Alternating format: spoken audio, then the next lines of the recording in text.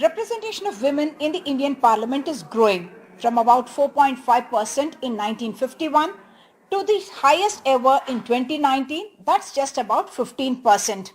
Even in the so-called progressive states of Tamil Nadu, Andhra Pradesh, Kerala and Telangana, representation of women in the assembly is less than 10%. In fact, that applies to at least 18 states in the country. The global picture is not very different.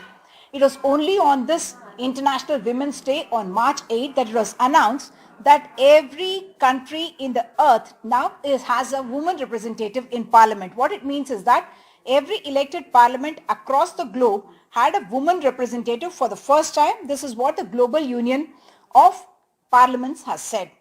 Almost 1 in every 4 seats is taken by a woman globally. That has risen from 1 in 5 in 2011. But without reservation, this growth rate of 0.4% every year, it will take 80 years for parity to be achieved in parliaments across the world.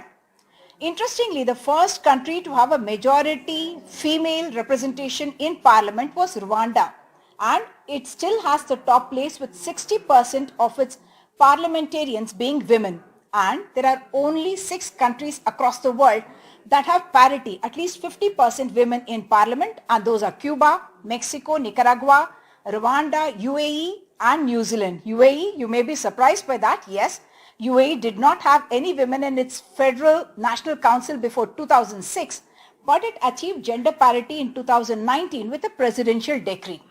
Interestingly, introduction of gender quotas is a key reason behind recent gains in many countries according to the Interparliamentary Union, and more than 2 in 3 countries have passed the 40% mark, have some form of quota or the other for women.